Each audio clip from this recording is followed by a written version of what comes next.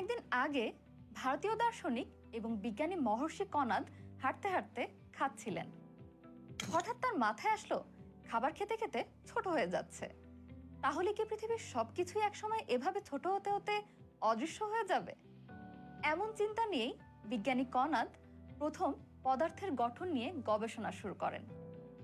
তবে গ্রিক দার্শনিক ডেমোক্রিটাস সর্বপ্রথম বলেছিলেন, আমাদের আশেপাশের সবকিছুই ছোট ছোট বিভিন্ন কণা দিয়ে গঠিত।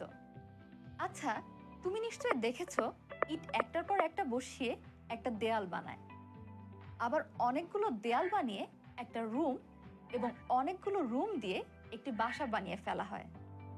আবার অনেকগুলো দেশ নিয়ে পৃথিবী নামক গ্রহ গঠিত। আবার পৃথিবী সহ আরো কিছু গ্রহ নিয়ে সৌরজগৎ গঠিত। তাহলে বুঝতেই পারছো, আমাদের আশেপাশে যা কিছু আছে সবই কতগুলো ছোট ছোট জিনিসের সমন্বয়। কখনো কতগুলো একই জিনিস নিয়ে বড় কোনো বস্তু তৈরি হয়, আবার ভিন্ন ভিন্ন বস্তু নিয়েও বড় কিছু তৈরি হতে পারে। কেন হয় বা কিভাবে হয় তা নিয়ে জানতে আজকে আমরা শুরু করব পদার্থের গঠন অধ্যায়টি। আজকের পর্বে আমরা মৌলিক ও যৌগিক পদার্থ এবং পরমাণু ও অণু নিয়ে আলোচনা করব। আচ্ছা, ছোটবেলায় যে আমরা মৌলিক ও যৌগিক পদার্থ কাকে বলে পড়েছিলাম তা তোমার মনে আছে? না মনে থাকলে চলো মনে করিয়ে দেই।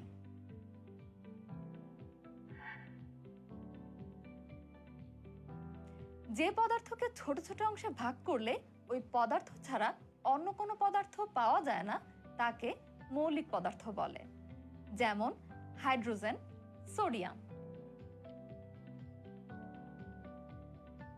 হাইড্রোজেনকে যত ভাগে ভাগ করা হোক না কেন, এতে শুধু হাইড্রোজেনই পাওয়া যাবে। একইভাবে সোডিয়ামকে ভাগ করলেও শুধু সোডিয়ামই পাওয়া যাবে।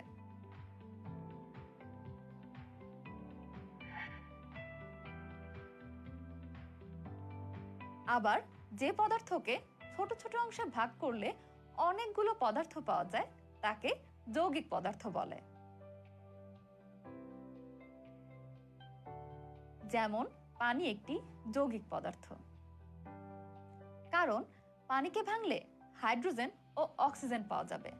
তাহলে মৌলিক পদার্থ ও যৌগিক পদার্থ কাকে বলে আশা করি বুঝতে পেরেছ। চলো এবার এদের কিছু পার্থক্য স্ক্রিন পজ করে খাতায় নোট করে নেই।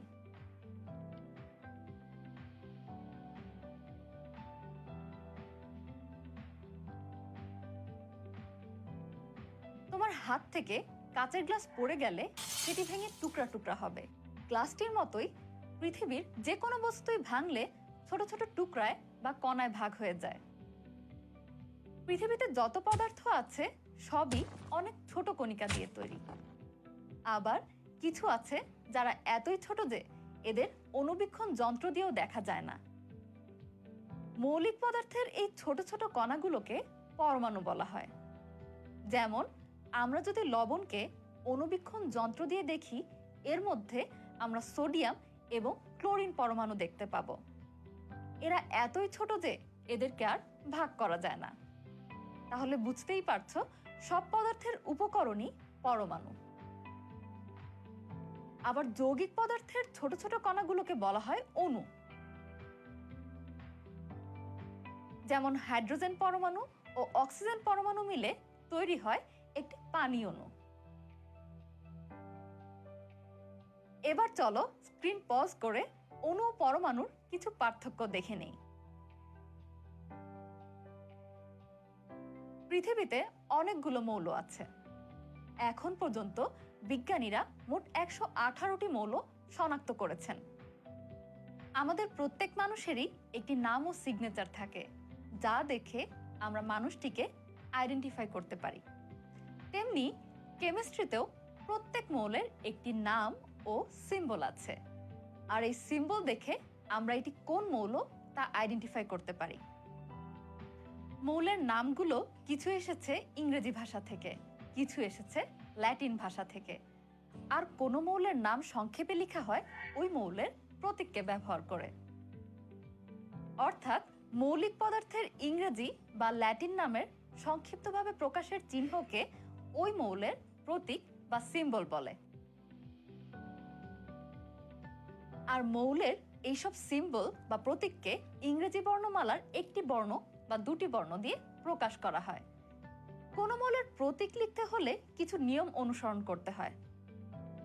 এই নিয়মগুলো হচ্ছে, যদি একটি অক্ষর বা লেটার দিয়ে প্রতীক লিখতে হয় তবে মৌলের ইংরেজি নামের কেবল প্রথম অক্ষর দিয়ে প্রতীক লিখতে হবে এবং অক্ষরটি বড় হাতের হবে। যেমন নাইট্রোজেনের প্রতীক হলো N। যদি দুইটি অক্ষর বা লেটার দিয়ে প্রতীক লিখতে হয় তবে মৌলের ইংরেজি নামের প্রথম অক্ষর হবে বড় হাতের এবং পরের অক্ষরটি হবে ছোট হাতের। যেমন ক্যালসিয়ামের প্রতীক Ca। চলো এবার কিছু মৌলের নামের প্রথম বর্ণের প্রতীক দেখে আসি। সবগুলো মৌলের প্রতীকই তাদের ইংরেজি নামের প্রথম বর্ণ দিয়ে হয়েছে। যেমন হাইড্রোজেনের ইংরেজি নামের প্রথম বর্ণ অনুসারে এর প্রতীক হলো H, তেমনি বোরনের B, অক্সিজেনের O, ফ্লোরিনের F এবং কার্বনের C। আর এসব মৌলের প্রতীক তাদের ইংরেজি নামের প্রথম ও তৃতীয় বর্ণ দিয়ে হয়েছে। যেমন অ্যালুমিনিয়ামের প্রথম বর্ণ A ও দ্বিতীয় বর্ণ L বর্ণ অনুসারে এর প্রতীক হলো Al। একইভাবে কোবাল্টের প্রথম ও দ্বিতীয় বর্ণ অনুসারে এর প্রতীক হলো Co, ব্রোমিনের Br এবং নিকেলের Ni। আর এসব মৌলের প্রতীক তাদের ইংরেজি নামের প্রথম ও তৃতীয় বর্ণ দিয়ে হয়েছে। যেমন ক্লোরিনের Cl, জিঙ্কের Zn, ক্রোমিয়ামের Cr এবং ম্যাগনেসিয়ামের Mg। আবার 3 বর্ণের কিছু ইংরেজি নামের মৌলের প্রতীক হলো এইগুলো। কিছু মৌলের প্রতীক তাদের ল্যাটিন নাম থেকে নেওয়া হয়। যেমন সোডিয়ামের ল্যাটিন নাম ন্যাট্রিয়াম, যার প্রতীক Na। সিলভারের ল্যাটিন নাম আর্জেন্টাম, যার প্রতীক Ag। আজকের পর্বে আমরা মৌলিক ও যৌগিক পদার্থ এবং পরমাণু ও অণু এবং এদের প্রতীক ও সংকেত সম্পর্কে জানলাম। নেক্সট পর্বে আমরা শিখব পরমাণুর মূল কণিকা সম্পর্কে। দেখা হবে সেই পর্বে। সেই পর্যন্ত ভালো থেকো।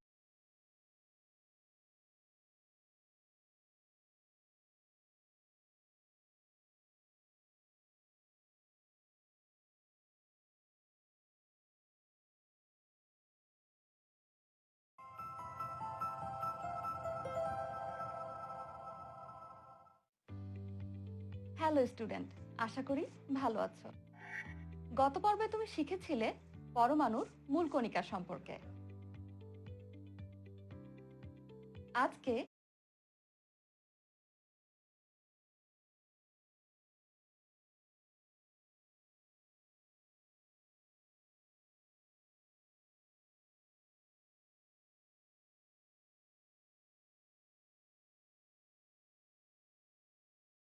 আমরা শিখব পারমাণবিক সংখ্যা, ভর সংখ্যা, মৌলের সংক্ষিপ্ত প্রকাশ এবং একটি পরমাণুর ভর সম্পর্কে। চলো তাহলে প্রথমেই পারমাণবিক সংখ্যা কি তা জেনে নেই। তুমি গত পর্বেই দেখেছো পরমাণু ইলেকট্রন, প্রোটন ও নিউট্রন এই 3টি মূল কণিকা দিয়ে গঠিত। আর পারমাণবিক সংখ্যা হচ্ছে কোনো মৌলের পরমাণুর নিউক্লিয়াসে থাকা মোট প্রোটন সংখ্যা। একে Z দিয়ে প্রকাশ করা হয়। তাহলে বলো তো, সোডিয়াম পরমাণুর নিউক্লিয়াসে মোট 11টি প্রোটন থাকলে এর পারমাণবিক সংখ্যা কত হবে? তোমার উত্তরটি যদি 11 হয়ে থাকে তাহলে তুমি একদম ঠিক ভেবেছ, কারণ সোডিয়াম পরমাণুতে মোট 11টি প্রোটন আছে, তাই এর পারমাণবিক সংখ্যা হবে 11। একইভাবে ম্যাগনেসিয়াম, ক্লোরিন, ক্যালসিয়াম, ইউরেনিয়ামের প্রোটন সংখ্যা যথাক্রমে 12, 17, 20 এবং 92 বলে এদের পারমাণবিক সংখ্যা হবে এমন। চার্জ নিরপেক্ষ পরমাণুতে পজিটিভ চার্জযুক্ত প্রোটন সংখ্যা ও নেগেটিভ চার্জযুক্ত ইলেকট্রন সংখ্যা সমান থাকে। আর আমরা জানি পরমাণুতে থাকা মোট প্রোটন সংখ্যাকে ওই পরমাণুর পারমাণবিক সংখ্যা বলে। তাই তখন ওই পরমাণুর পারমাণবিক সংখ্যাও ইলেকট্রন সংখ্যার সমান হয়ে থাকে। তাহলে আমরা বলতে পারি চার্জ নিরপেক্ষ সোডিয়াম পরমাণুর প্রোটন সংখ্যা ইকুয়ালস টু ইলেকট্রন সংখ্যা ইকুয়ালস টু পারমাণবিক সংখ্যা ইকুয়ালস টু 11।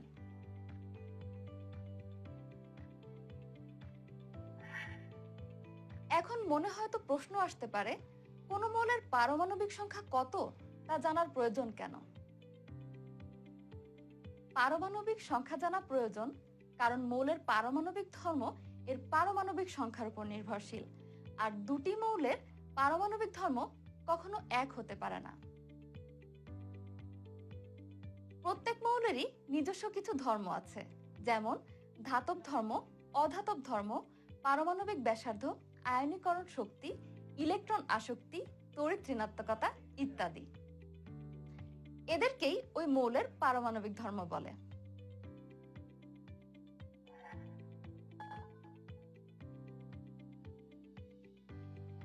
আমরা জানি পরমাণুতে পজিটিভ চার্জযুক্ত প্রোটন এবং চার্জবিহীন নিউট্রন থাকে, আর এই প্রোটন সংখ্যা ও নিউট্রন সংখ্যা একসাথে মিলে তৈরি হয় ভর সংখ্যা বা নিউক্লিয়ন সংখ্যা। তাহলে আমরা বলতে পারি কোন মৌলের একটি পরমাণুর নিউক্লিয়াসের মধ্যে অবস্থিত প্রোটন ও নিউট্রনের মোট সংখ্যাকে ওই পরমাণুর ভর সংখ্যা বা নিউক্লিয়ন সংখ্যা বলে। ভর সংখ্যাকে এ দিয়ে প্রকাশ করা হয়। তাহলে বলা যায় ভর সংখ্যা হলো প্রোটন ও নিউট্রন সংখ্যার যোগফল। যেমন সোডিয়াম পরমাণুর নিউক্লিয়াসে 11টি প্রোটন এবং 12টি নিউট্রন আছে, তাহলে এর ভর সংখ্যা হবে 23। ভর সংখ্যা সবসময় একটি পূর্ণ সংখ্যা হয়, কিন্তু কেন হয় জানো? কারণ পরমাণুর মধ্যে থাকা প্রোটন এবং নিউট্রন সংখ্যা ভগ্নাংশ হতে পারে না, এজন্য ভর সংখ্যা কখনো ভগ্নাংশ হয় না। তাই ভর সংখ্যা একটি পূর্ণ সংখ্যা।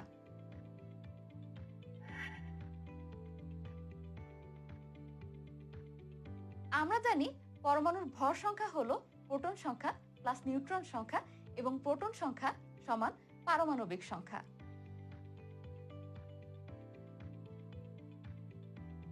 আশা করি এতক্ষণে তুমি পারমাণবিক সংখ্যা ও ভর সংখ্যা কি তা বুঝতে পেরেছ। আর কোনো কনফিউশন থাকলে ভিডিওটি শুরু থেকে আবার দেখে নাও। এখন চলো কোন মৌলের পারমাণবিক সংখ্যা ও ভর সংখ্যা সংক্ষিপ্তভাবে কিভাবে প্রকাশ করা হয় তা জেনে নিই। কোন মৌলকে সংক্ষিপ্তভাবে প্রকাশ করার জন্য ওই মৌলের প্রতীকের উপরে এবং নিচে এভাবে ইংরেজিতে দুইটি অক্ষর লেখা হয়, যেখানে উপরে থাকে ওই মৌলের ভর সংখ্যা এবং নিচে থাকে পারমাণবিক সংখ্যা। এখন মৌলটির প্রতীক X ধরা হলে Z হবে ওই মৌলের পারমাণবিক সংখ্যা, অর্থাৎ ওই মৌলে কতগুলো প্রোটন আছে সেই সংখ্যা। একই মৌলের প্রত্যেকটি পরমাণুতে এর পারমাণবিক সংখ্যা সবসময় একই থাকবে, কিন্তু বিভিন্ন মৌলের পারমাণবিক সংখ্যা অর্থাৎ প্রোটন সংখ্যা বিভিন্ন হয়। যেমন হাইড্রোজেনের পারমাণবিক সংখ্যা 1, অর্থাৎ এতে একটি প্রোটন আছে যেই সংখ্যা হাইড্রোজেনের প্রতীকের নিচে লেখা আছে। আবার অক্সিজেনের পারমাণবিক সংখ্যা 8, অর্থাৎ এতে 8টি প্রোটন আছে। আবার কোন মৌলকে সংক্ষিপ্তভাবে প্রকাশ করার জন্য মৌলের প্রতীকের উপরে যে অক্ষরটি লেখা হয় তা হলো ওই মৌলের ভর সংখ্যা, অর্থাৎ ওই মৌলের মোট প্রোটন সংখ্যা ও নিউট্রন সংখ্যা। যেমন আমরা দেখতে পাচ্ছি অক্সিজেন মৌলের প্রতীকের উপরে 16 লেখা, তার মানে অক্সিজেনের ভর সংখ্যা হলো 16।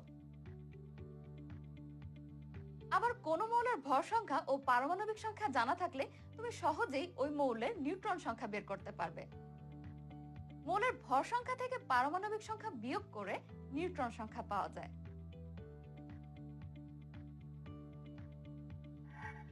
তাহলে আমরা অক্সিজেনের নিউট্রন সংখ্যা পাবো 16 মাইনাস 8 ইকুয়ালস টু 8। তার মানে অক্সিজেনের 8টি নিউট্রন আছে।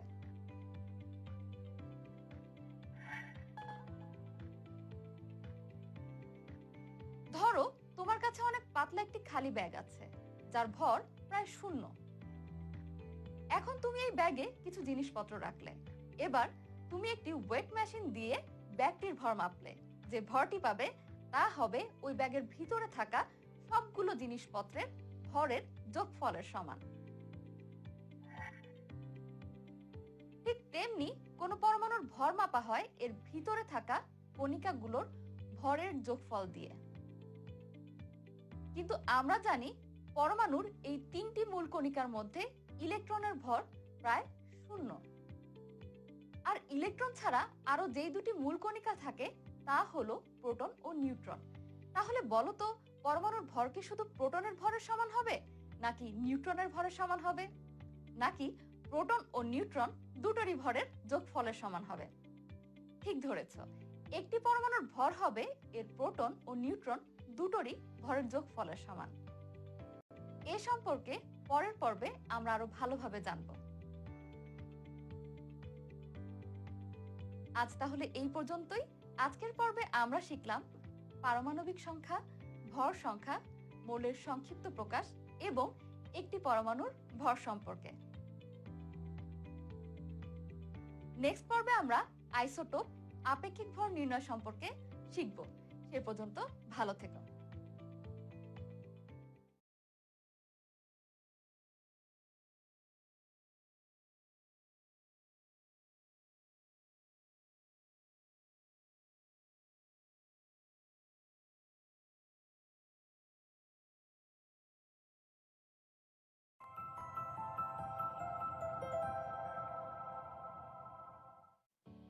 হ্যালো স্টুডেন্ট, আশা করি ভালো আছো। গত পর্বে তুমি পারমাণবিক সংখ্যা, ভর সংখ্যা এবং মৌলের সংক্ষিপ্ত প্রকাশ সম্পর্কে জেনেছ। আজকের পর্বে তুমি আইসোটোপ এবং আপেক্ষিক পারমাণবিক ও আপেক্ষিক আণবিক ভর নির্ণয় সম্পর্কে জানবে। এখানে তুমি দুইটি মোবাইল ফোন দেখতে পাচ্ছ। মোবাইল ফোন দুইটি একই কোম্পানির এবং এদের ফাংশন, শেপ এবং প্রপার্টিজ সবই একরকম। কিন্তু মোবাইল ফোন দুইটির কালার ডিফারেন্ট। একটি হচ্ছে সাদা এবং অন্যটি নীল। মোবাইল দুইটির ফাংশন বা শেপ একই রকম হলেও যেমন এদের কালার ভিন্ন, ঠিক তেমনি কোনো পরমাণুর আইসোটোপগুলোর পারমাণবিক সংখ্যা একই কিন্তু ভর সংখ্যা ভিন্ন। আর ভর সংখ্যা ও পারমাণবিক সংখ্যা কি তা তুমি আগের পর্বেই শিখে এসেছো। তাহলে আইসোটোপের সংজ্ঞা দেওয়া যায় এভাবে। যেমন হাইড্রোজেনের 7টি আইসোটোপ আছে, তবে প্রোটিয়াম, ডিউটেরিয়াম এবং ট্রিটিয়াম এই 3টি প্রকৃতিতে পাওয়া যায়। এখানে 3টি হাইড্রোজেন মৌল, যাদের প্রত্যেকের পারমাণবিক সংখ্যা সমান কিন্তু ভর সংখ্যা ভিন্ন। কিন্তু এই ভর সংখ্যা ভিন্ন হবার কারণ কি? ভর সংখ্যা ভিন্ন হবার কারণ হলো প্রোটন সংখ্যা আর নিউট্রন সংখ্যার ভিন্নতা। প্রোটিয়ামে প্রোটন সংখ্যা 1টি আর নিউট্রন সংখ্যা 0, তাই এর ভর সংখ্যা 1। আবার ডিউটেরিয়ামে প্রোটন সংখ্যা 1 এবং নিউট্রন সংখ্যা 1, তাই এর ভর সংখ্যা 2। এবং ট্রিটিয়ামে প্রোটন সংখ্যা 1 এবং নিউট্রন সংখ্যা 2, তাই এর ভর সংখ্যা হবে 3। তাহলে বুঝতে পারলে তো একই মৌল হওয়া সত্ত্বেও কেন এদের ভর সংখ্যা ভিন্ন। প্রকৃতিতে এদের পর্যাপ্ততার শতকরা পরিমাণও কিন্তু ভিন্ন। যেমন প্রোটিয়াম এবং ডিউটেরিয়ামের পর্যাপ্ততার শতকরা পরিমাণ এমন দেখা যায়। তেজস্ক্রিয়তার মাধ্যমে উৎপন্ন হওয়ায় ট্রিটিয়াম প্রকৃতিতে খুব অল্প পরিমাণে পাওয়া যায়। হাইড্রোজেনের মতো ক্লোরিনেরও 2টি আইসোটোপ আছে। আইসোটোপের আরেকটি উদাহরণ হলো কার্বন। এছাড়াও আইসোটোপের আরো অনেক উদাহরণ দেখা যায়। চলো এবার এদের আপেক্ষিক পারমাণবিক ভর বের করা শিখে নেই। ধরো তুমি 12 কেজি ভরের একটি পাথরকে 12টি টুকরা করলে, যেখানে প্রত্যেকটি টুকরার ভর 1 কেজি। এবার এই পাথরগুলো দিয়ে যদি তুমি 1 কেজি টমেটো বা 2 কেজি আলু মাপতে চাও, তাহলে কিভাবে মাপবে? এই জন্য একটা দাঁড়িপাল্লা নিয়ে এর এক পাশে 1 কেজি ওজনের একটি পাথর রাখবে এবং অন্য পাশে টমেটো রাখতে থাকবে যতক্ষণ পর্যন্ত দাঁড়িপাল্লার দুই পাশ সমান না হচ্ছে। একইভাবে 2 কেজি আলু মাপার জন্য দাঁড়িপাল্লার এক পাশে 1 কেজি ওজনের 2টি পাথর রাখবে এবং অন্য পাশে আলু রাখতে থাকবে যতক্ষণ পর্যন্ত দাঁড়িপাল্লার দুই পাশ সমান না হচ্ছে। তাহলে আমরা এখানে দেখতে পাচ্ছি কোনো কিছু পরিমাপ করার জন্য আমাদের একটি আদর্শ ভর বা প্রমাণ ভর দরকার। পরমাণুর ক্ষেত্রেও এর আপেক্ষিক পারমাণবিক ভর বের করার জন্য আমাদের একটি আদর্শ ভর বা প্রমাণ ভরের প্রয়োজন হয়। যে কোনো মৌলের জন্য আমরা আদর্শ ভর বা প্রমাণ ভর হিসেবে একটি কার্বন 12 আইসোটোপ ভরের 12/1 ধরে থাকি। ঠিক যেমনি আমরা একটি 12 কেজি পাথরের 1/কে আদর্শ ভর হিসেবে ধরে আলু ও টমেটো পরিমাপ করেছিলাম। তাহলে কোনো মৌলের আপেক্ষিক পারমাণবিক ভর হবে মৌলের একটি পরমাণুর ভর ডিভাইডেড বাই একটি কার্বন 12 আইসোটোপ ভরের 12/1 আর মৌলের একটি পরমাণুর ভর বলতে যা বোঝায় তা তোমরা গত পর্বেই জেনেছ। এখন প্রশ্ন আসতে পারে, একটি কার্বন 12 আইসোটোপের ভরের 12/1 ভর কত তা আমরা কিভাবে জানব? আমরা জানি 1 মোল বা 12 গ্রাম কার্বনে 6.02 ইন্টু 10⁻23টি পরমাণু থাকে। তাহলে আমরা বলতে পারি 6.02 ইন্টু 10⁻23টি কার্বন পরমাণুর ভর 12 গ্রাম। ফলে একটি কার্বন পরমাণুর ভর হবে 12 ডিভাইডেড বাই 6.02 ইন্টু 10⁻23। একটি কার্বন পরমাণুর ভর এত হলে আমরা এর 12/1 ভর পাই 1.66 ইন্টু 10⁻24 গ্রাম। চলো এবার এই সূত্র ইউজ করে একটি ম্যাথ করে আসি। ভিডিওটি পজ করে ম্যাথটি করে এরপরে মিলিয়ে নাও। তোমার অ্যান্সার যদি 27 আসে তাহলে তোমার ম্যাথটি একদম সঠিক।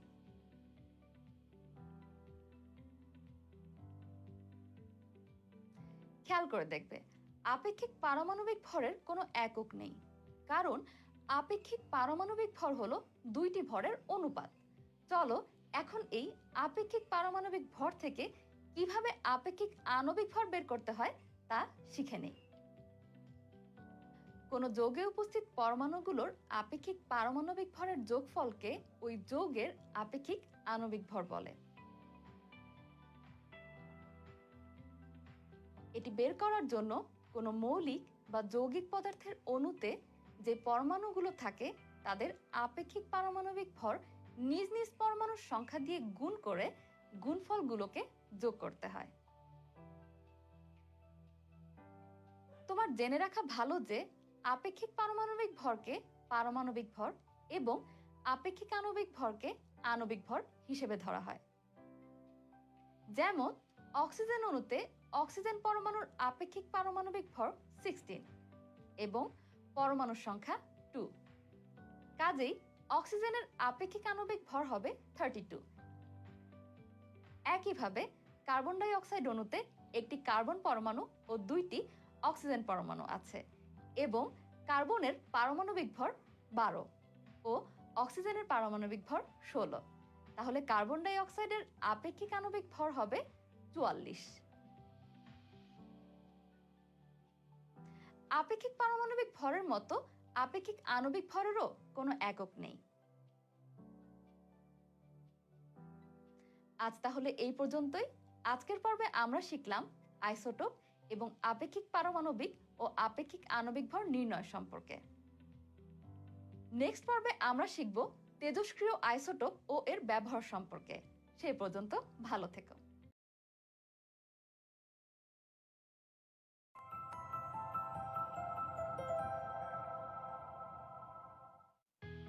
হ্যালো স্টুডেন্ট, আশা করি ভালো আছো। গত পর্বে তুমি শিখেছিলে আইসোটোপ, আপেক্ষিক পারমাণবিক ভর নির্ণয় এবং আণবিক ভর নির্ণয় সম্পর্কে। আজকে আমরা শিখব তেজস্ক্রিয় আইসোটোপ, এর ব্যবহার ও ক্ষতিকর প্রভাব সম্পর্কে। 1945 সালের দ্বিতীয় বিশ্বযুদ্ধে জাপানের হিরোশিমা এবং নাগাসাকিতে পারমাণবিক বোমা বিস্ফোরণের কথা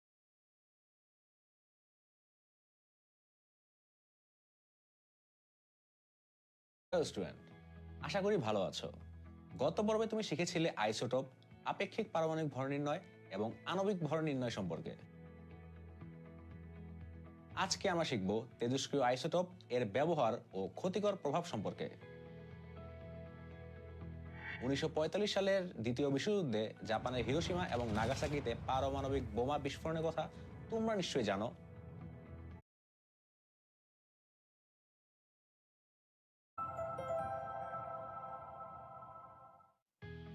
হ্যালো স্টুডেন্ট, আশা করি ভালো আছো। গত পর্বে তুমি শিখেছিলে আইসোটোপ, আপেক্ষিক পারমাণবিক ভর নির্ণয় এবং আণবিক ভর নির্ণয় সম্পর্কে। আজকে আমরা শিখব তেজস্ক্রিয় আইসোটোপ, এর ব্যবহার ও ক্ষতিকর প্রভাব সম্পর্কে।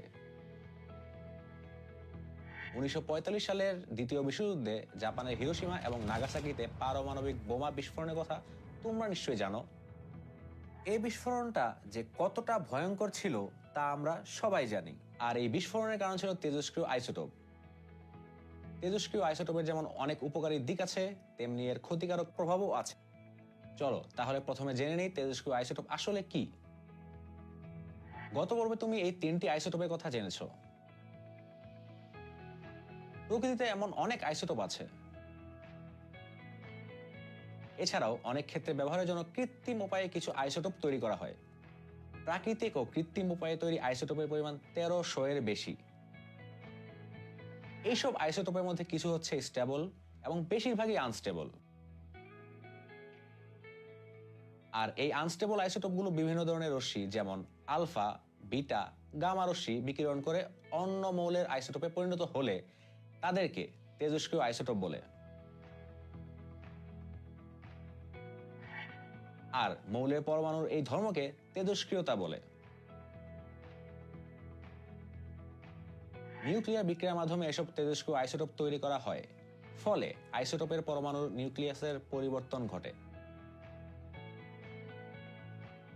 আমাদের জীবনে এই সকল তেজস্ক্রিয় আইসোটোপের বিভিন্ন ধরনের ব্যবহার আছে। চলো তা জেনে নেই। চিকিৎসা ক্ষেত্রে তেজস্ক্রিয় আইসোটোপের অনেক ব্যবহার আছে, যেমন টেকনিশিয়াম 99M আইসোটোপটি দেহের হাড় বেড়ে যাওয়া এবং দেহের কোথায় ব্যথা হচ্ছে তা নির্ণয়ে ব্যবহার করা হয়। হাড়ের ব্যথার চিকিৎসায় সামারিয়াম এর আইসোটোপ ব্যবহৃত হয়। ফসফরাস 32 আইসোটোপ রক্তের লিউকোমিয়া রোগের চিকিৎসায় ব্যবহার করা হয়। থাইরয়েড গ্রন্থির কোষকলা বৃদ্ধি রোধ করতে আয়োডিন 131 আইসোটোপ ব্যবহার করা হয়। ক্যান্সার কোষ ধ্বংস করতে তেজস্ক্রিয় কোভাল্ট 60 আইসোটোপ ব্যবহার করা হয়। এছাড়াও এই আইসোটোপ দিয়ে টিউমার আছে কিনা তা বোঝা যায়। হার্টের পেসমেকার বসাতে প্লুটোনিয়াম 238 ব্যবহার করা হয়। এছাড়াও এইসব আইসোটোপগুলো বিভিন্ন ধরনের ক্যান্সার নিরাময়ের জন্য ব্যবহার করা হয়। তাহলে দেখলে তো চিকিৎসা ক্ষেত্রে তেজস্ক্রিয় আইসোটোপের ব্যবহার কত বেশি। ভিডিও পজ করে সবগুলো ব্যবহার একসাথে আবার একটু দেখে নাও। কৃষিক্ষেত্রে তেজস্ক্রিয় আইসোটোপের বিভিন্ন ধরনের ব্যবহার আছে। কৃষিক্ষেত্রে পোকা নিয়ন্ত্রণে আইসোটোপের তেজস্ক্রিয় রশ্মি ব্যবহার করা হয়। তেজস্ক্রিয় রশ্মি ব্যবহার করে কৃষিক্ষেত্রে নতুন এবং উন্নত মানের বীজ উদ্ভাবন করা হচ্ছে। ফলনের মানের উন্নতি ও পরিমাণ বাড়াতে ফসফরাস 32 যুক্ত ফসফেট ব্যবহার করা হচ্ছে। গাইগার মুলার কাউন্টার ব্যবহার করে ফসলের জমিতে কখন কোন সার বা ফসফরাস কি পরিমাণে প্রয়োগ করতে হবে তা জানা যায়। আর গাইগার মুলার কাউন্টার হলো একটি যন্ত্র যার সাহায্যে তেজস্ক্রিয় মৌল থেকে বিকিরিত রশ্মি বা কণা শনাক্ত করা হয়। তুমি কি জানো খাদ্য সংরক্ষণেও যে তেজস্ক্রিয় আইসোটোপ ব্যবহার করা হয়? সব ধরনের শাকসবজি বা ফল ঠিকভাবে সংরক্ষণ না করা হলে বা রান্নার প্রক্রিয়া সঠিক না হলে বিভিন্ন ধরনের ক্ষতিকর ব্যাকটেরিয়ার জন্ম হয়। যা আমাদের শরীরের জন্য ক্ষতিকর, এমনকি এর কারণে মৃত্যু পর্যন্ত হতে পারে। তাই খাদ্য সংরক্ষণ ও তেজস্ক্রিয় আইসোটোপ ব্যবহার করা হয়। সাধারণত কোভাল্ট-60 থেকে যে গামা রশ্মি বের হয় তা এসব ক্ষতিকর ব্যাকটেরিয়াকে মেরে ফেলতে পারে। পোল্ট্রি ফার্মেও এই রশ্মি ব্যবহার করা হয় যখন কোনো ব্যাকটেরিয়াজনিত রোগ দেখা যায়। কিন্তু তেজস্ক্রিয় রশ্মি তো আমাদের শরীরের জন্য ক্ষতিকর। তাহলে কিভাবে আমরা এটি খাদ্য সংরক্ষণে ব্যবহার করব? একটি নির্দিষ্ট মাত্রার তেজস্ক্রিয় রশ্মি প্রয়োগ করে খাদ্য সংরক্ষণ করা হয়। খাদ্যদ্রব্যে তেজস্ক্রিয় রশ্মি অবশ্যই নির্দিষ্ট মাত্রায় সঠিক জায়গায় প্রয়োগ করতে হবে। পরিমিত মাত্রায় এই তেজস্ক্রিয় রশ্মি সূর্যের আলোর মতো নিরাপদ, কিন্তু অতিরিক্ত তেজস্ক্রিয় রশ্মি ব্যবহার করা স্বাস্থ্যের জন্য মারাত্মক ক্ষতিকর। তাই এই ব্যাপারে আমাদের সতর্ক থাকতে হবে। বিদ্যুৎ উৎপাদনেও তেজস্ক্রিয় আইসোটোপ ব্যবহার করা হয়। কিছু কিছু পরমাণুকে ভেঙে ছোট ছোট পরমাণুতে পরিণত করলে, অর্থাৎ ফিশন বিক্রিয়া ঘটালে প্রচুর পরিমাণ তাপশক্তি বের হয়। এই তাপশক্তি বিভিন্ন ডিভাইস ব্যবহার করে বিদ্যুৎ তৈরি করে, যাকে নিউক্লিয়ার বিদ্যুৎ কেন্দ্র বলে। পৃথিবীর বিভিন্ন দেশে পারমাণবিক চুল্লি থেকে নিউক্লিয় বিক্রিয়ার মাধ্যমে প্রচুর পরিমাণে বিদ্যুৎ উৎপন্ন করা হয়। তাহলে দেখলে তো আমাদের জীবনে তেজস্ক্রিয় আইসোটোপের কত ব্যবহার আছে। এছাড়াও আরো কিছু ক্ষেত্রে তেজস্ক্রিয় আইসোটোপ ব্যবহার করা হয়ে থাকে। এক নজরে সবগুলো দেখে নাও।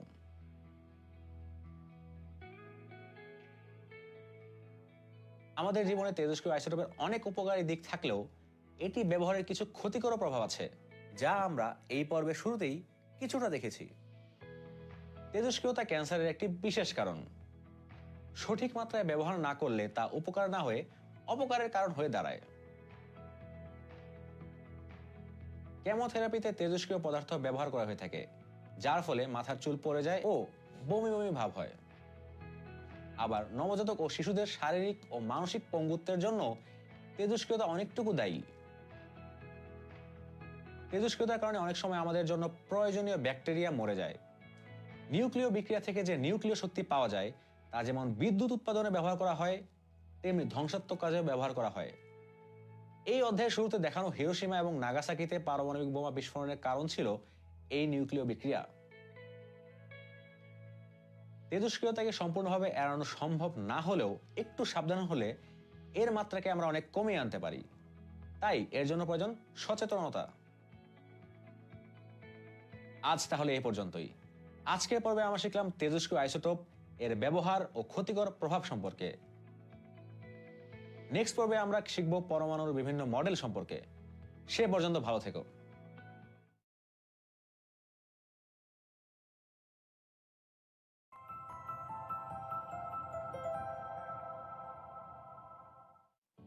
হ্যালো স্টুডেন্টস, আশা করি ভালো আছো।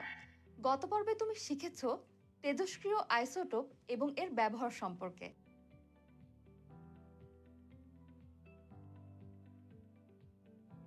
আজকে আমরা শিখব রাদারফোর্ডের পরমাণুর মডেল এবং এই মডেলের সীমাবদ্ধতা সম্পর্কে। প্রথমেই আমাদের জানতে হবে পরমাণুর মডেল বলতে আসলে কি বোঝায়। পরীক্ষা ও যুক্তির মাধ্যমে পরমাণুর ভিতরের মূল কণিকাগুলো কিভাবে অবস্থান করে তার যে চিত্র পাওয়া যায় তাকে পরমাণু মডেল বলে। পরমাণু নিয়ে অনেকগুলো মডেল আছে। তার মধ্যে প্রথম মডেল হলো থমসন মডেল। এরপর এসেছে রাদারফোর্ড মডেল এবং এই মডেলের ভুল ত্রুটিগুলো ঠিক করে ফাইনালি এসেছে বোর মডেল। এই পর্বে আমরা রাদারফোর্ড মডেল সম্পর্কে জানব। 1911 সালে বিজ্ঞানী রাদারফোর্ড পরমাণুর উপর আলফা কণা চালনা করে একটি পরীক্ষা করেন এবং এর উপর ভিত্তি করে তিনি এই মডেল প্রদান করেন। তার নামানুসারে এই পরীক্ষাটি রাদারফোর্ডের আলফা কণা বিচ্ছুরণ পরীক্ষা নামে পরিচিত। চলো তার এই পরীক্ষাটি সম্পর্কে ডিটেইলসে জেনে নিই। বিজ্ঞানী রাদারফোর্ড তার এই পরীক্ষায় খুবই পাতলা 0.0008 মিলিমিটার পুরুত্বের সোনার পাতের উপর তেজস্ক্রিয় আইসোটোপ থেকে বের হওয়া উচ্চ গতির আলফা রশ্মি ছিদ্রসহ লেড প্লেটের ভিতর দিয়ে চালনা করেন। পাতটির পেছনে একটি জিঙ্ক সালফাইডের প্রলেপ দেওয়া পর্দা রাখা হয়। আলফা রশ্মি এই পর্দার উপর পড়লে উজ্জ্বল আলোর বিন্দু তৈরি হয়। এই পরীক্ষাটি একটি বন্ধ বায়ুশূন্য পাত্রে করা হয়। এই পরীক্ষায় রাদারফোর্ড খেয়াল করেন যে বেশিরভাগ আলফা কণা প্রায় 99% সোনার পাত ভেদ করে সোজা বেরিয়ে পর্দার ওপরে পড়ে, কিন্তু পাতের গায়ে কোনো ছিদ্র হয় না। আবার কিছু আলফা কণা পরমাণুতে ইলেকট্রন থাকার কারণে সামান্য কোণে ডান দিকে বা বাম দিকে বেঁকে যায়। আর দুই একটি আলফা কণা নিউক্লিয়াসে থাকার কারণে প্রায় 20,000-এর মধ্যে একটি যে পথে যায় সে পথে আবার ফিরে আসে। আর এই পরীক্ষার উপর ভিত্তি করে বিজ্ঞানী রাদারফোর্ড পরমাণুর গঠন সম্পর্কে যে মতবাদটি দেন তাই রাদারফোর্ডের পরমাণু মডেল নামে পরিচিত। তিনি এই মডেলে বলেন, পরমাণুর কেন্দ্রে ধনাত্মক চার্জযুক্ত একটি ভারী বস্তুকণা আছে। একে পরমাণুর কেন্দ্র বা নিউক্লিয়াস বলে। পরমাণুর মোট আয়তনের তুলনায় নিউক্লিয়াসের আয়তন অনেক ছোট।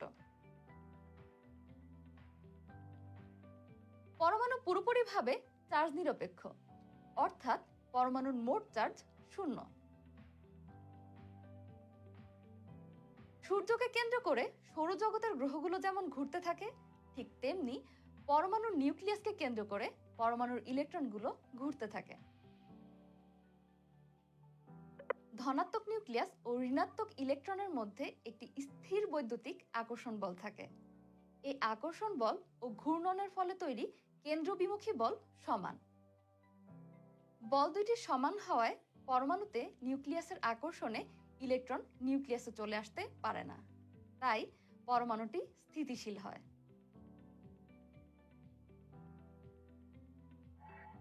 তবে এই মডেলের কিছু সীমাবদ্ধতা আছে।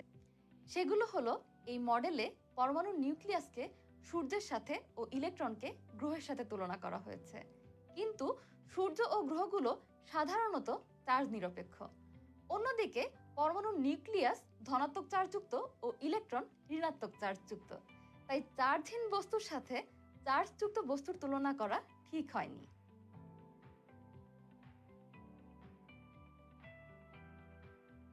এই মডেলে ইলেকট্রনের কক্ষপথের আকার ও আকৃতি সম্পর্কে কোনো ধারণা দেওয়া হয়নি। তেমনি এর কৌণিক ভরবেগ সম্পর্কেও কোনো ধারণা পাওয়া যায়নি এই মডেল থেকে। আর কৌণিক ভরবেগ হচ্ছে ঘূর্ণন গতির ক্ষেত্রে ভরবেগের মতো রাশি। কোনো বস্তুর রৈখিক ভরবেগ এবং ব্যাসার্ধ ভেক্টরের গুণফলকে কৌণিক ভরবেগ বলে। এখানে ভরবেগ হলো কোনো গতিশীল বস্তুর ভর ও বেগের গুণফল। একে রৈখিক ভরবেগও বলে। বেগের মতো রৈখিক ভরবেগ বা ভরবেগও একটি ভেক্টর রাশি, অর্থাৎ এর মান ও দিক উভয়ই আছে। অন্যদিকে মূল বিন্দু থেকে কোনো বিন্দুর অবস্থানের দূরত্বকে ব্যাসার্ধ ভেক্টর বলে। ব্যাসার্ধ ভেক্টরকে সাধারণত আর দিয়ে প্রকাশ করা হয়।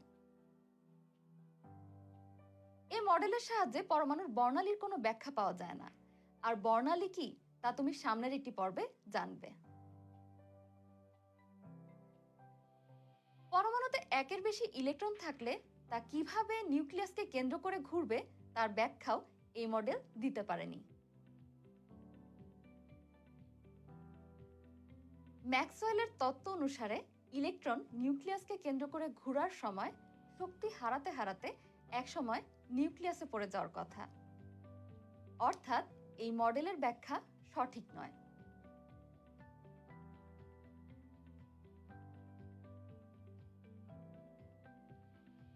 আর এই সব সীমাবদ্ধতার কারণে রাদারফোর্ডের পরমাণু মডেল বেশি দিন স্থায়ী হয়নি।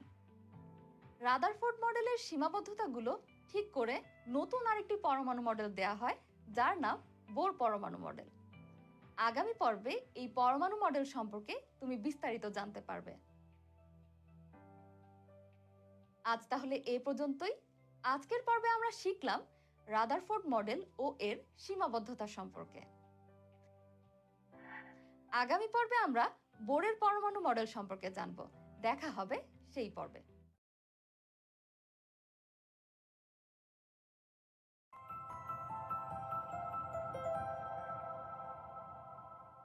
হ্যালো স্টুডেন্ট, আশা করি ভালো আছো। গত পর্বে তুমি রাদারফোর্ডের পরমাণু মডেল এবং এর সীমাবদ্ধতা সম্পর্কে জেনেছো। আজকের পর্বে আমরা জানবো বোরের পরমাণু মডেল, এই মডেলের সীমাবদ্ধতা এবং রাদারফোর্ড ও বোর পরমাণু মডেলের মধ্যে সাদৃশ্য এবং বৈসাদৃশ্য সম্পর্কে। আমরা গত পর্বে রাদারফোর্ডের পরমাণু মডেলের কিছু ত্রুটি বা সীমাবদ্ধতা সম্পর্কে জেনেছিলাম। রাদারফোর্ডের পরমাণু মডেলের এই ত্রুটিগুলোর দিকে খেয়াল রেখে 1913 সালে বিজ্ঞানী নিলস বোর একটি মডেল প্রদান করেন। এই মডেলকে বোর পরমাণু মডেল বলা হয়। তিনি এই মডেলের 3টি মতামত দেন। চলো এগুলো জেনে নেওয়া যাক।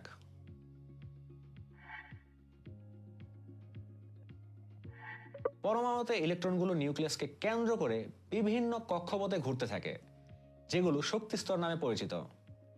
কক্ষপথে অবস্থানের সময় ইলেকট্রন কোনো শক্তি শোষণ বা বিকিরণ করে না, আর এই শক্তি স্তরগুলোকে কে, এল, এম, এন দিয়ে প্রকাশ করা হয়। বোর পরমাণু মডেলের দ্বিতীয় প্রস্তাবটি কৌণিক ভরবেগ রিলেটেড। এতে বলা হয় কোনো নির্দিষ্ট শক্তি স্তরে ইলেকট্রনের কৌণিক ভরবেগের মান ফিক্সড, যা h/2 ইন্টু পাই এর পূর্ণ সংখ্যার সরল গুণিতক। যদি একটি ইলেকট্রনের ভর m, গতিবেগ v এবং বৃত্তাকার কক্ষপথের ব্যাসার্ধ r হয়, তবে এর কৌণিক ভরবেগ হবে mvr = nh/2 পাই। ইলেকট্রন শক্তির এক স্তর থেকে অন্য স্তরে গেলে শক্তির শোষণ বা বিকিরণ ঘটে। ইলেকট্রন নিম্ন শক্তি স্তর থেকে উচ্চ শক্তি স্তরে গেলে শক্তি শোষণ, আর উচ্চ শক্তি স্তর থেকে নিম্ন শক্তি স্তরে গেলে শক্তির বিকিরণ ঘটে। শোষণ বিকিরণের এই কনসেপ্টটি মনে রাখার জন্য একটি কৌশল ইউজ করা যায়। চলো এটি শিখে নেই। এটা খুব ভালোভাবে মনে রাখবে। এটা তোমার এইচএসসিতেও কাজে লাগবে। তোমার কাছে ধরো বেশ কিছু টাকা আছে। এই টাকা দিয়ে তুমি চাইলেই চকলেট বা বই বা পছন্দের যে কোনো কিছু কিনে খরচ করতে পারো। এতে কিন্তু তোমার টাকার পরিমাণ কমে যায়। আবার ধরো তোমার কাছে যখন টাকা কম থাকে, তখন তুমি টাকা জমাতে থাকো, ফলে তোমার টাকার পরিমাণ বেড়ে যায়। ইলেকট্রনের ক্ষেত্রেও ঠিক একইভাবে উচ্চ শক্তির স্তর থেকে শক্তি ব্যয় করে বা শক্তি বিকিরণ করে নিম্ন শক্তি স্তরে যায়, আবার নিম্ন শক্তি স্তর থেকে শক্তি জমিয়ে বা শোষণ করে উচ্চ শক্তি স্তরে যায়। বোর পরমাণু মডেলের অনেক সফলতা থাকলেও এর কিছু সীমাবদ্ধতা আছে। বোর পরমাণু মডেল একাধিক ইলেকট্রন আছে এমন পরমাণুগুলোর বর্ণালী ব্যাখ্যা করতে পারে না। ইলেকট্রন এক শক্তি স্তর থেকে আরেক শক্তি স্তরে গেলে বোর পরমাণু মডেল অনুসারে বর্ণালীতে একটি করে রেখা তৈরি হওয়ার কথা, কিন্তু পরে দেখা যায় প্রতিটি রেখা অনেকগুলো সূক্ষ্ম রেখায় ভাগ করা। এর ব্যাখ্যা বোর পরমাণু মডেল দিতে পারে না। এখন তোমার মনে নিশ্চয়ই প্রশ্ন আসছে, বর্ণালী কি? এর সম্পর্কে তুমি পরের পর্বে বিস্তারিত জানবে। আশা করি এতক্ষণে যা বোঝালাম তা ঠিক মতো বুঝতে পেরেছ। না বুঝলে পুরো ভিডিওটি শুরু থেকে আরেকবার দেখে নাও। রাদারফোর্ড ও বোর পরমাণু মডেলের মধ্যে কিছু মিল এবং কিছু অমিল আছে। চলো এগুলো সম্পর্কে একবার জেনে নেই। রাদারফোর্ড ও বোর মডেল দিয়ে শুধু এক ইলেকট্রন বিশিষ্ট পরমাণুর গঠন ব্যাখ্যা করা যায়। দুইটি মডেল অনুসারেই পরমাণুর ভিতরে বেশিরভাগ জায়গা ফাঁকা। রাদারফোর্ড ও বোর মডেল অনুসারে পরমাণুর কেন্দ্রে ধনাত্মক আধান ও পরমাণুর প্রায় সম্পূর্ণ ভর থাকে।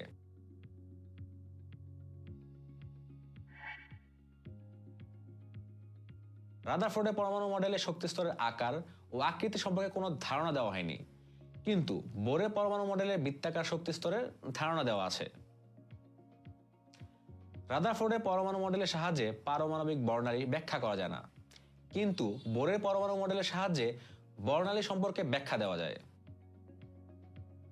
রাদারফোর্ডের পরমাণু মডেল ইলেকট্রনের কৌণিক ভরবেগের ধারণা দেয় না, কিন্তু বোরের পরমাণু মডেলে ইলেকট্রনের কৌণিক ভরবেগের ধারণা দেওয়া হয়েছে।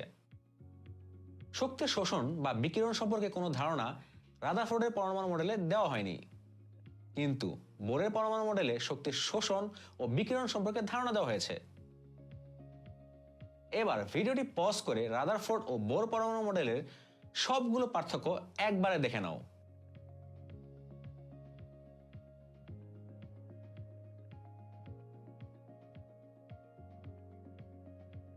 আজ তাহলে এ পর্যন্তই। আজকের পর্বে আমরা শিখলাম বড় পরমাণু মডেল, এর সীমাবদ্ধতা ও দুটি মডেলের মধ্যে পার্থক্য সম্পর্কে। আগামী পর্বে আমরা পরমাণুর বর্ণালী সম্পর্কে জানব। দেখা হবে সেই পর্বে।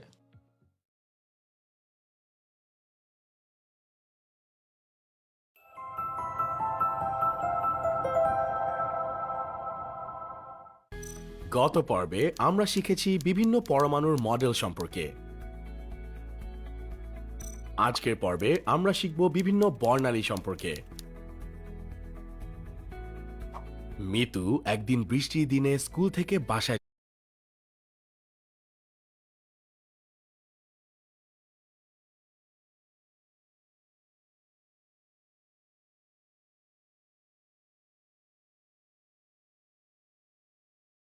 যাচ্ছিল।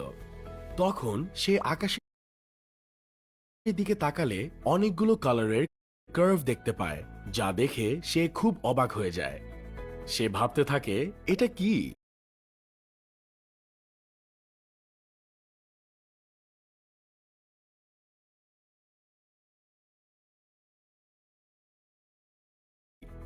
আর আকাশে কেনই বা এরকম দেখা যায়? চলো মিতুর প্রশ্নের উত্তরটি জেনে নেওয়া যাক। বৃষ্টির দিনে সূর্যের আলো পানির কণার ভিতর দিয়ে পৃথিবীতে আসে। সেই পানির কণা ভেদ করার সময় সূর্যের আলো বেঁকে যায় এবং সাদা রং 7টি রঙে ভাগ হয়ে যায়।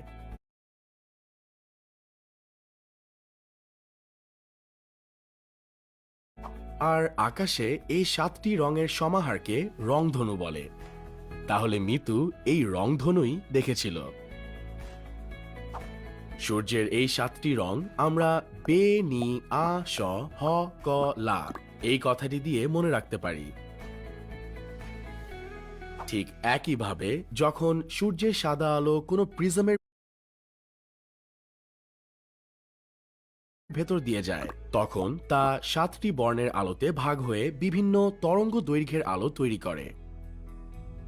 কিন্তু এই প্রিজম কি? প্রিজম হলো দুইটি হেলানো তল দিয়ে সীমাবদ্ধ স্বচ্ছ প্রতিসারক মাধ্যম, অর্থাৎ যার মধ্যে দিয়ে আলো প্রতিসারিত হতে পারে। এই প্রিজমের মধ্যে দিয়ে তৈরি বিভিন্ন বর্ণের আলোর এই সমাহারকে বর্ণালী বলা হয়। এর ইংরেজি প্রতিশব্দ হলো স্পেকট্রাম। তাহলে বলা যায় সূর্যের সাদা আলো প্রিজমের মধ্য দিয়ে প্রতিসরিত হয়ে বর্ণালী তৈরি হয়। বিভিন্ন ধরনের বর্ণালী আছে। চলো এবার এই বর্ণালী সম্পর্কে বিস্তারিত জেনে নেই, যা তোমার পরবর্তীতে কাজে লাগবে। বৈশিষ্ট্য অনুসারে বর্ণালী দুই ধরনের: বিকিরণ বা উজ্জ্বল বর্ণালী ও শোষণ বা অনুজ্জ্বল বর্ণালী। প্রথমে জেনে নেই বিকিরণ বা উজ্জ্বল বর্ণালী সম্পর্কে। পরমাণুতে ইলেকট্রন উপরের শক্তিস্তর থেকে নিচের শক্তিস্তরে আসার সময় যে বর্ণালী তৈরি হয় তাকে বিকিরণ বা উজ্জ্বল বর্ণালী বলা হয়। যেমন দ্যুতিময় বাল্ব হতে আলো প্রিজমের মধ্য দিয়ে গেলে এরকম বিকিরণ বা উজ্জ্বল বর্ণালী তৈরি হয়। অন্যদিকে পরমাণুতে ইলেকট্রন যখন নিচের শক্তিস্তর হতে শক্তি শোষণ করে উপরের শক্তিস্তরে যায়, তখন যে বর্ণালী তৈরি হয় তাকে শোষণ বা অনুজ্জ্বল বর্ণালী বলে। যেমন ফ্লুরোসেন্ট বাল্ব এবং প্রিজমের মধ্য দিয়ে এভাবে সাদা আলো প্রবেশ করালে এরকম শোষণ বা অনুজ্জ্বল বর্ণালী তৈরি হয়। পরমাণুর গঠন অনুসারে বর্ণালী তিন ধরনের: রেখা বর্ণালী, গুচ্ছ বর্ণালী এবং নিরবচ্ছিন্ন বর্ণালী। চলো এবার এই বর্ণালীগুলো সম্পর্কে জেনে নেই। কোনো গ্যাসের মধ্যে হালকা চাপে তড়িৎ চৌম্বকীয় রশ্মি দেয়া হলে সেই গ্যাসীয় পরমাণুর ইলেকট্রন উত্তেজিত হয়। ফলে রশ্মি বিকিরিত হয়ে যে রেখা তৈরি হয় তাকে রেখা বর্ণালী বা পারমাণবিক বর্ণালী বলে। যেমন হাইড্রোজেনের পারমাণবিক বর্ণালী।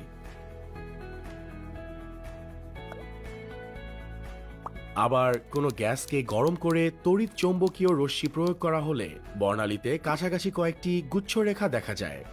এ ধরনের বর্ণালীকে গুচ্ছ বর্ণালী বলা হয়। এর অপর নাম আণবিক বর্ণালী।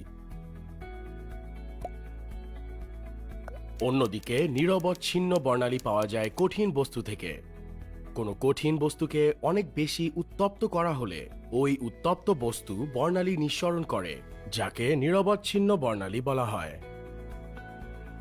এই সব বর্ণালীর পাশাপাশি আরও বিভিন্ন ধরনের বর্ণালী রয়েছে, যেমন তড়িৎ চৌম্বকীয় বর্ণালী, NMR বর্ণালী, হাইড্রোজেন বর্ণালী, মাইক্রোওয়েভ বর্ণালী, কম্পন বর্ণালী, দৃশ্যমান বর্ণালী ইত্যাদি।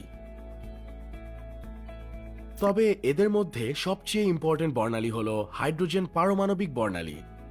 চলো এবার এই সম্পর্কে আরো ডিটেলস জেনে নেই। একটি কাঁচ নলের ভিতরে কম চাপে রাখা হাইড্রোজেন গ্যাসের ভিতরে উচ্চ শক্তির বিদ্যুৎ চালনা করলে ওই গ্যাসের ভিতর থেকে বিভিন্ন বর্ণের আলোর বিকিরণ তৈরি হয়। এই বিকিরিত আলোক রেখাগুলোকে হাইড্রোজেনের পারমাণবিক বর্ণালী বলে। পরমাণুর ইলেকট্রন বাইরে থেকে শক্তি শোষণ করে উপরের শক্তি স্তরে যায়। সাধারণত উপরের শক্তি স্তর থেকে নিচের শক্তি স্তরে ইলেকট্রন আসার সময় আমরা এ বর্ণালী দেখতে পাই। তুমি কি জানো এই বর্ণালী দিয়ে যে কোনটি কোন মৌল তা বের করা যায়?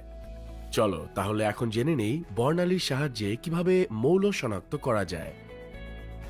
আমরা জানি প্রত্যেক মৌলের নির্দিষ্ট ইলেকট্রনীয় কাঠামো আছে, আর এই নির্দিষ্ট ইলেকট্রনীয় কাঠামোর জন্য একটি সুনির্দিষ্ট বর্ণালী আছে। যেমন সোডিয়ামকে আগুনে ধরলে বর্ণালী বীক্ষণ যন্ত্রে হলুদ কালার রেখা পাওয়া যায়, যার সর্বোচ্চ তরঙ্গ দৈর্ঘ্য 590 ন্যানোমিটারস। তেমনি ক্যালসিয়ামকে আগুনে ধরলে বর্ণালী বীক্ষণ যন্ত্রে সর্বোচ্চ 616 ন্যানোমিটারস তরঙ্গ দৈর্ঘ্যের লাল রঙের রেখা দেখা যায়।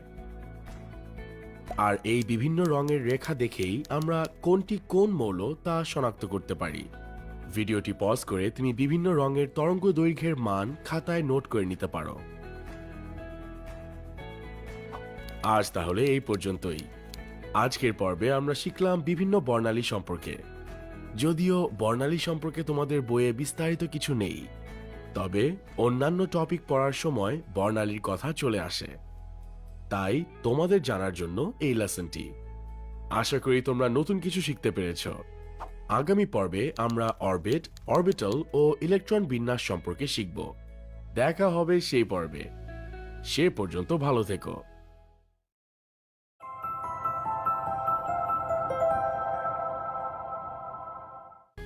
গত পর্বে আমরা শিখেছি বিভিন্ন পরমাণুর মডেল সম্পর্কে। আজকের পর্বে আমরা শিখব বিভিন্ন বর্ণালী সম্পর্কে। মিতু একদিন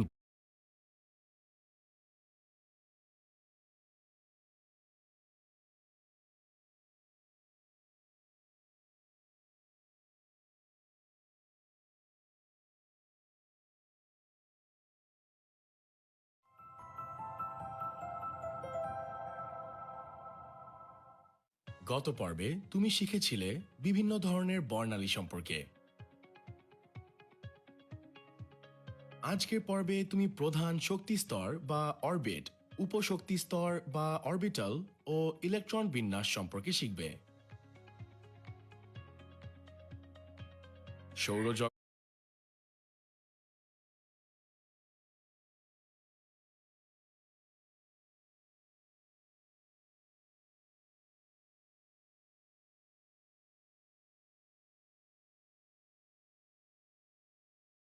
সম্পর্কে আমরা সবাই জানি যে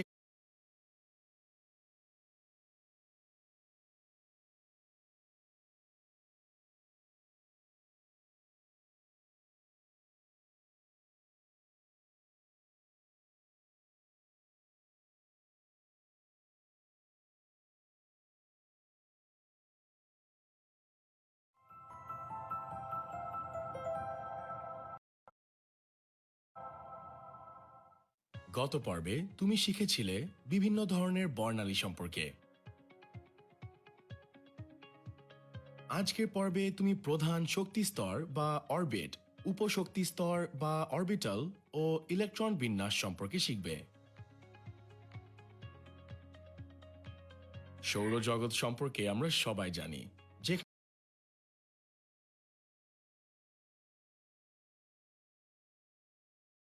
এখানে সূর্যকে কেন্দ্র করে পৃথিবী সহ বিভিন্ন গ্রহ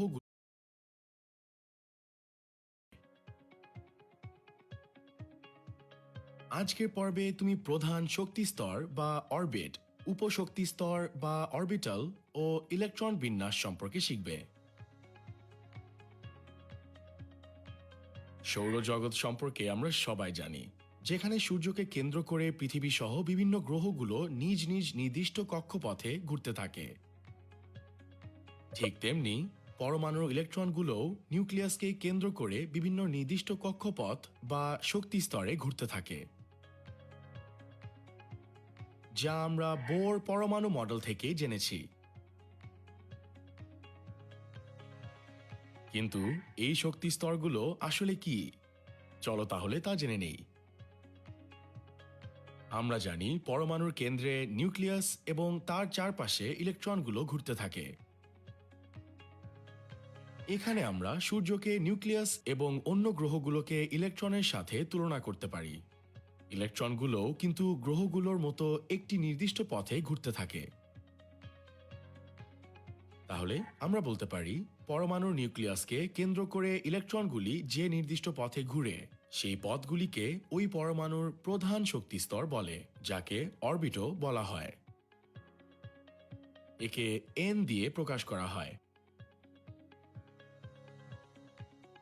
এন এর মানের উপর নির্ভর করে অরবিট বা প্রধান শক্তি স্তরের বিভিন্ন নামকরণ করা হয়। যেমন এন এর মান 1 হলে তখন একে কে অরবিট বলা হয়। একইভাবে এন এর মান 2 হলে এল অরবিট, 3 হলে এম অরবিট এবং 4 হলে এন অরবিট বলে। এখন তোমার মনে প্রশ্ন আসতে পারে, সব অরবিটে কি একই সংখ্যক ইলেকট্রন থাকে? না, প্রত্যেক অরবিটের ইলেকট্রন ধারণ ক্ষমতা 2n², যেখানে n হল অরবিট সংখ্যা।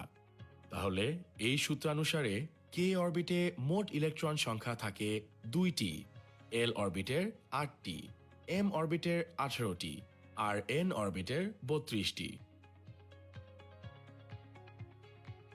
ইলেকট্রন বিন্যাসের সময় নিচের শক্তি স্তর ইলেকট্রন দ্বারা পূর্ণ হলে পরের শক্তি স্তরে ইলেকট্রন প্রবেশ করে।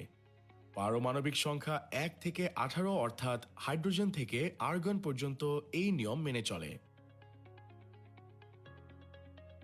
চলো তাহলে এক নজরে হাইড্রোজেন থেকে আর্গন পর্যন্ত মৌলগুলোর ইলেকট্রন বিন্যাস দেখে নেই।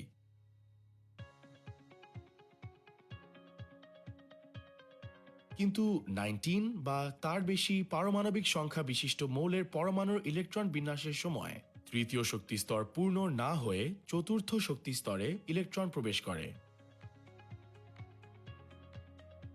এখানে তুমি দেখতে পাচ্ছ তৃতীয় শক্তি স্তর পূর্ণ না হয়ে চতুর্থ শক্তি স্তরে ইলেকট্রন প্রবেশ করেছে। কিন্তু কেন বলতে পারো? শক্তি স্তরে ইলেকট্রন বিন্যাসের ধারণা দিয়ে এর ব্যাখ্যা দেয়া পসিবল না। তবে কিছুক্ষণ পরেই তুমি এর কারণটি বুঝতে পারবে। ততক্ষণ পর্যন্ত সাথেই থেকো। অরবিট বা প্রধান শক্তি স্তর কাকে বলে তা আমরা একটু আগেই দেখেছি। এখন আমরা জানব উপশক্তি স্তর বা অরবিটাল কি। প্রতিটি মহাদেশ যেমন কতগুলো দেশে বিভক্ত থাকে, তেমনি পরমাণুর প্রধান শক্তি স্তর কতগুলো উপশক্তি স্তরে বিভক্ত থাকে। মূলত পরমাণুর যে স্থানে ইলেকট্রন পাওয়ার সম্ভাবনা সবচেয়ে বেশি তাকে অরবিটাল বলে। একে এল দিয়ে বোঝানো হয়। আর এর মান অরবিট বা প্রধান শক্তি স্তর এন এর উপর নির্ভরশীল এবং এর মান 0 থেকে n-1 পর্যন্ত হয়। এল এর মান 0 হলে এস অরবিটাল, 1 হলে পি অরবিটাল, 2 হলে ডি অরবিটাল এবং 3 হলে এফ অরবিটাল বোঝায়। বিভিন্ন শক্তি স্তরে বিভিন্ন অরবিটাল রয়েছে। যেমন প্রথম শক্তি স্তরে একটি অরবিটাল 1s থাকে, দ্বিতীয় শক্তি স্তরে 2s ও 2p দুটি অরবিটাল থাকে, তৃতীয় শক্তি স্তরে 3s, 3p ও 3d তিনটি অরবিটাল থাকে, চতুর্থ শক্তি স্তরে 4s, 4p, 4d ও 4f এই চারটি অরবিটাল থাকে। অর্থাৎ আমরা বলতে পারি 1 নম্বর শক্তি স্তরে উপশক্তি স্তর থাকে 1টি, 2 নম্বর শক্তি স্তরে উপশক্তি স্তর থাকে 2টি, 3 নম্বর শক্তি স্তরে উপশক্তি স্তর থাকে 3টি এবং বাকিগুলোতে 4টি করে উপশক্তি স্তর থাকে। শক্তি স্তরের মতো বিভিন্ন উপশক্তি স্তরেও ইলেকট্রন ধারণ ক্ষমতা নির্দিষ্ট। প্রতিটি উপশক্তি স্তরে সর্বোচ্চ ইলেকট্রন ধারণ ক্ষমতা হল 2 × 2l + 1। তাহলে s উপশক্তি স্তরে সর্বোচ্চ 2টি ইলেকট্রন, p উপশক্তি স্তরে সর্বোচ্চ 6টি ইলেকট্রন, d উপশক্তি স্তরে সর্বোচ্চ 10টি ইলেকট্রন আর f উপশক্তি স্তরে সর্বোচ্চ 14টি ইলেকট্রন থাকতে পারবে।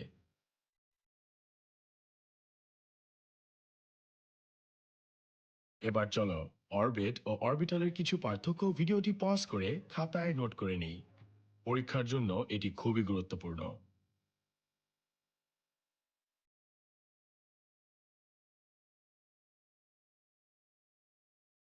আজ তাহলে এই পর্যন্তই।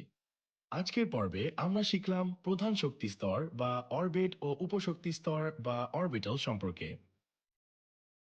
আগামী পর্বে আমরা জানব ইলেকট্রন বিন্যাস সম্পর্কে। দেখা হবে সেই পর্বে। সেই পর্যন্ত ভালো থেকো। গত পর্বে তুমি শিখেছিলে প্রধান শক্তি স্তর বা অরবিট, উপশক্তি স্তর বা অরবিটাল ও ইলেকট্রন বিন্যাস সম্পর্কে। আজকের পর্বে তুমি শিখবে ইলেকট্রন বিন্যাসের নিয়ম, কিছু ইলেকট্রন বিন্যাস ও ব্যতিক্রমী ইলেকট্রন বিন্যাস সম্পর্কে। চলো তাহলে শুরু করা যাক।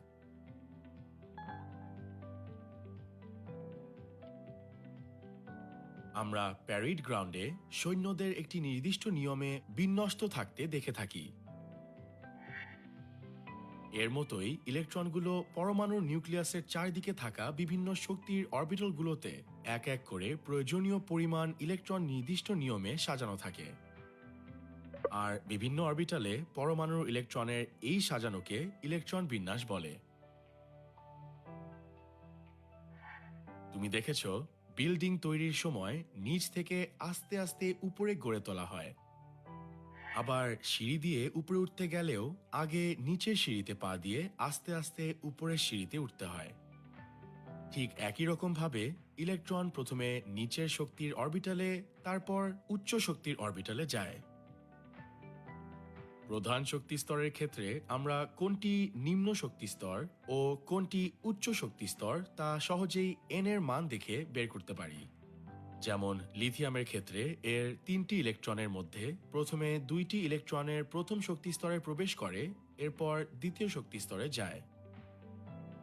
কিন্তু এখন তোমার মনে প্রশ্ন আসতে পারে, অরবিটালের ক্ষেত্রে কোনটি নিম্ন শক্তির অরবিটাল আর কোনটি উচ্চ শক্তির অরবিটাল সেটি কিভাবে বুঝবো? কোনটি নিম্ন শক্তির অরবিটাল এবং কোনটি উচ্চ শক্তির অরবিটাল তা বের করার জন্য প্রথমে অরবিটালের শক্তির মান বের করে নিতে হবে। এই অরবিটালের শক্তির মান হিসাব করা হয় n + l এর মাধ্যমে, যেখানে n দিয়ে অরবিট বা প্রধান শক্তি স্তরের মান এবং l দিয়ে উপশক্তি স্তর বা অরবিটালের মান বোঝায়। দুইটি অরবিটালের মাঝে যার n + l এর মান বড় সেটি উচ্চ শক্তির অরবিটাল, আর যার n + l এর মান ছোট সেটি নিম্ন শক্তির অরবিটাল। তাহলে চলো এখন কিছু উদাহরণ দেখে বিষয়টি ক্লিয়ার করে বুঝে নেই। আমরা জানি প্রথম শক্তি স্তরে উপশক্তি স্তর থাকে একটি, দ্বিতীয় শক্তি স্তরে উপশক্তি স্তর থাকে 2টি, তৃতীয় শক্তি স্তরে উপশক্তি স্তর থাকে 3টি এবং বাকিগুলোতে 4টি করে উপশক্তি স্তর থাকে। চলো তাহলে দেখে নেই 3s ও 4p অরবিটালের মধ্যে কোনটিতে ইলেকট্রন আগে যাবে। 3s এর জন্য আমরা n এর মান 3 এবং l এর মান 0 পাচ্ছি, তাহলে n + l = 3। আবার 4p এর জন্য n এর মান 4 এবং l এর মান 1, তাহলে n + l = 5। এখানে 4p এর মান 3s থেকে বড়, তাই ইলেকট্রন 3s অরবিটালে আগে যাবে। চলো এবার একটি স্পেশাল কেস 3p ও 4s অরবিটালের ক্ষেত্রে কি হয় দেখে নেই। 3p এর জন্য আমরা n প্লাস l এর মান পাই 4। আবার 4s এর জন্য আমরা n প্লাস l এরও একই মান পাই। আর দুটি অরবিটালের n প্লাস l এর মান সমান হলে আমাদের দেখতে হবে কোনটির অরবিট বা প্রধান শক্তি স্তরের মান ছোট।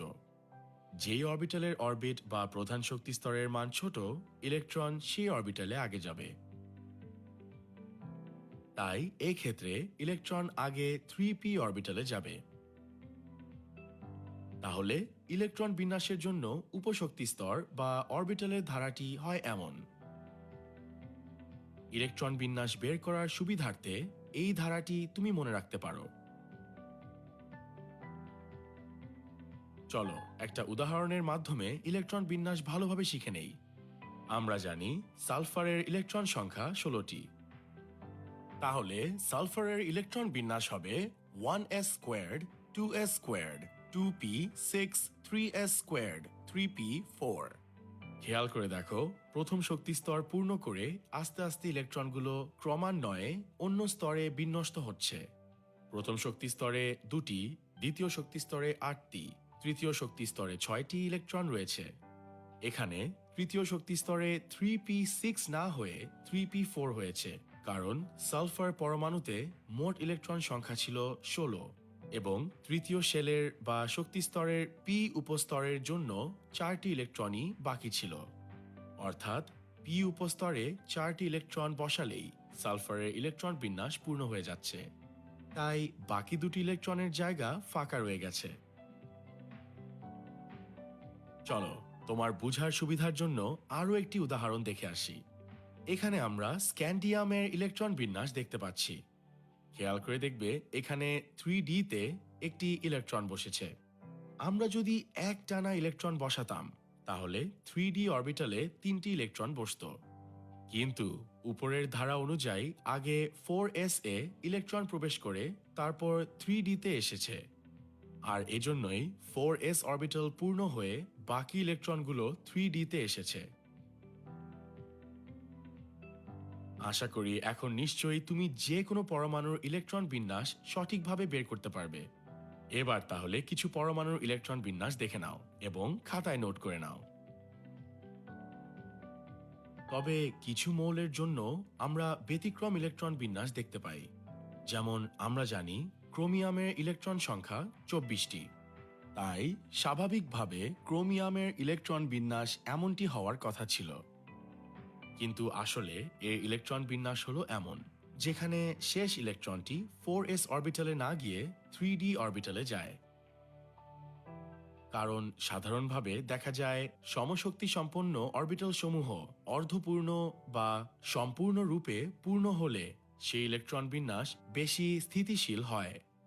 এ কারণেই ডি অরবিটালের স্থিতিশীলতা অর্জনের জন্য ক্রোমিয়ামের শেষ ইলেকট্রনটি 4s অরবিটালে না গিয়ে 3d অরবিটালে গিয়ে অর্ধপূর্ণ হয়ে স্থিতিশীলতা অর্জন করে। ঠিক একইভাবে আরও কিছু ব্যতিক্রমী ইলেকট্রন বিন্যাস দেখা যায়। স্ক্রিন পজ করে এগুলো খাতায় লিখে নাও। আজ তাহলে এই পর্যন্তই। আজকের পর্বে আমরা শিখলাম ইলেকট্রন বিন্যাসের নিয়ম, কিছু ইলেকট্রন বিন্যাস ও ব্যতিক্রমী ইলেকট্রন বিন্যাস সম্পর্কে। আগামী পর্বে এই অধ্যায়ের প্রবলেম সলভিং